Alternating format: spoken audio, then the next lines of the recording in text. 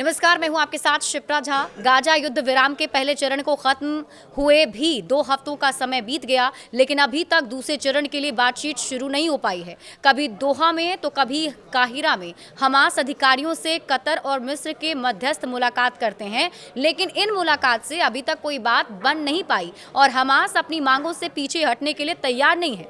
अब अमेरिका दूसरी रणनीति पर काम करने की तैयारी कर रहा है। एक हमास नेता ने लेबनानी अखबार अल मायदीन को बताया कि अमेरिका हमास के साथ सीधे वार्ता करने में रुचि रखता है, लेकिन सीमित अपेक्षाओं के साथ, क्योंकि अमेरिकी नहीं चाहते हैं कि फिलिस्तीनी प्रतिरोध को इस सीधे संवाद से फायदा मिले।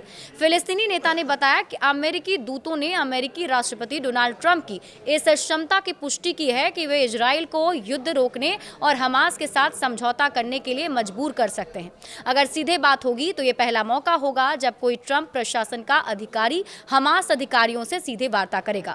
हमास ने पहले ही युद्ध विराम समझौते के प्रति अपनी पूर्ण प्रतिबद्धता सहमत हुए मुद्दों को लागू करने और दूसरे चरण के लिए तुरंत वार्ता शुरू करने की अपनी तत्परता का ऐलान किया था। हमास का आरोप है कि इजराइल संघर्ष विराम के बीच कई बार इसकी शर्तों का उल्लंघन कर चुका है। इजराइल ने गाजा जाने वाली सभी मानवीय सहायता को रोक दिया, जिसकी वजह से करीब 2 मिलियन आबादी पर भूखमरी का खतरा मंडरा रहा है।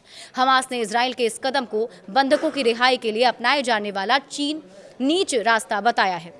ये कूटनीति के अलावा कोई और रास्ता नहीं है। हमास नेता ने कहा कि एक ब्लैकमेल और धमकियों से कुछ नहीं होगा।